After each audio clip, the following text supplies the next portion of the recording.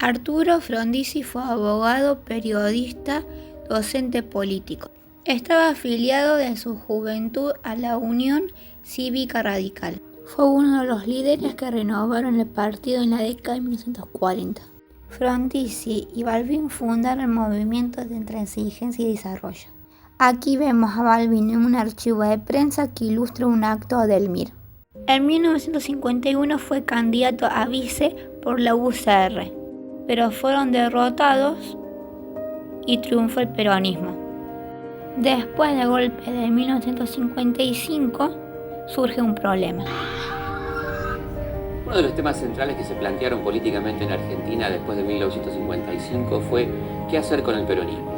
Y este debate llegó obviamente al principal partido no proscripto, que era la Unión Cívica Radical. Debate que llevó inclusive a la ruptura del radicalismo entre la Unión Cívica Radical del Pueblo, liderada por Balbín, y la Unión Cívica Radical Intransigente, liderada por Frondizi.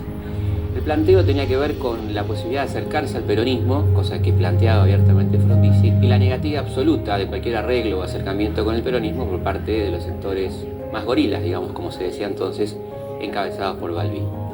Esto llevó a que efectivamente Frondizi planteara un acercamiento directo con Perón, enviara a su hombre de confianza, el hombre más cercano seguramente, Rogelio Frigerio, a Caracas, para llegar a un acuerdo con Perón que se materializó en un pacto de 14 puntos, donde el futuro gobierno, el gobierno de Frondizi, se comprometía a una serie de medidas: liberación de presos políticos, anulación del decreto 4161 de proscripción del peronismo, medidas sociales y políticas cercanas a las ideas peronistas, y por supuesto los peronistas se comprometían a votar a Frondizi en las elecciones.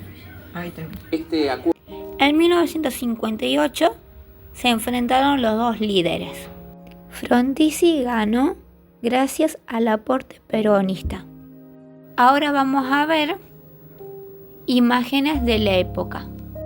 En 1958 en el país había una aceleración de la inflación.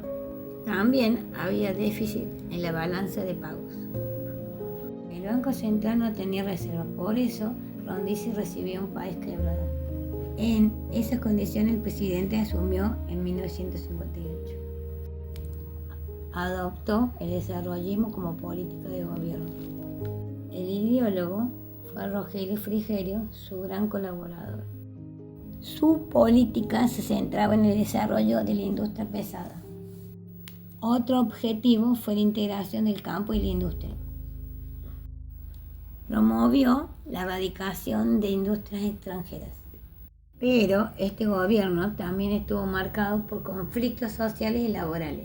La derecha militar estuvo permanentemente asediando a esta intentona democrática del presidente Frondizi, esencialmente presionando para modificar los planes económicos, para ejercer la condena a Cuba, para alinear a la Argentina con los Estados Unidos en aquella preparación de lo que sería la doctrina de seguridad nacional, que se va a hacer muy fuerte en los años 60 en todo nuestro continente, en nuestro subcontinente.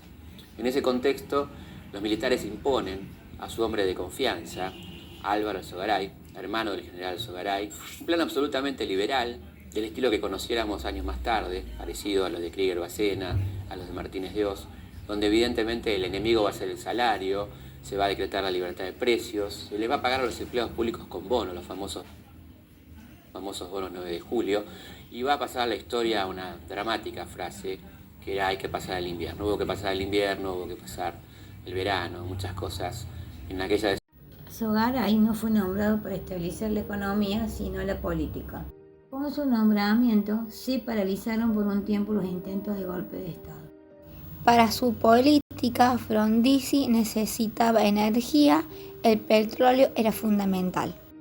En 1954, en la última etapa del gobierno peronista, se produce en Argentina un fuerte debate sobre el tema del petróleo. El gobierno de Perón había decidido firmar contratos con la Standard Oil de California que le daban a esta empresa una gran autonomía en la explotación petrolera en la Argentina. Esto llevó a que el líder de la oposición, el presidente del Comité Nacional de la Unión Cívica Radical, Arturo Frondizi, escriba un muy interesante libro llamado Petróleo y Política, justamente en aquel año 1954, donde hablaba de la necesidad del petróleo nacional, hablaba del monopolio prácticamente del YPF y de desarrollar intensamente el petróleo como clave del desarrollo de la industria nacional. Todos esperaban, en 1958, cuando Frondizi llegó al poder, que esas ideas fueran llevadas a la práctica. Pero acá se produce el famoso debate que se da cuando un presidente asume, si tiene que cumplir con lo prometido, si tiene que ser pragmático, cosa que se dio muchas veces en la historia argentina. Y Frondizi cambia radicalmente de opinión y lleva adelante unos contratos bastante más avanzados en el sentido liberal del término que los de Perón, abriendo la explotación petrolera a muchas compañías extranjeras en el sur argentino. Esto llevó a un profundísimo debate sobre el petróleo y como lado positivo podríamos decir que se llegó al autoabastecimiento petrolero en Argentina por primera vez. El gobierno pagó un alto costo político por sus anuncios. Hubo conflictos y lo llamaron entreguista. Por eso, El Poder Ejecutivo elevará al Congreso de la Nación un proyecto de ley en el que se sostendrán los siguientes principios. Primero, los hidrocarburos sólidos y gaseosos son propiedad exclusiva, imprescriptible e inalienable de la nación argentina.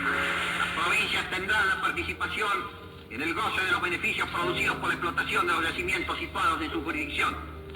Cuarto, las situaciones existentes al 1 de mayo de 1958 serán respetadas, pero no se dará ninguna nueva concesión.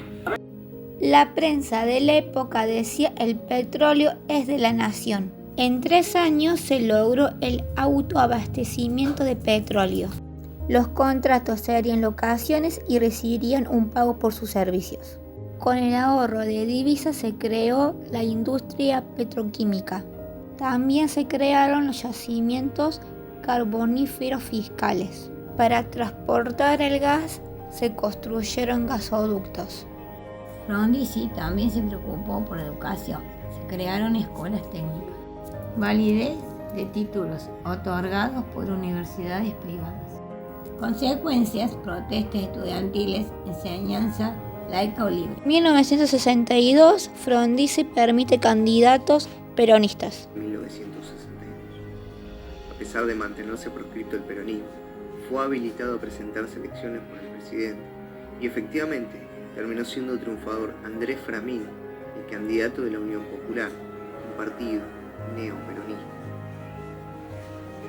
Comenzaron entonces las presiones del ejército que no admitirían esta victoria.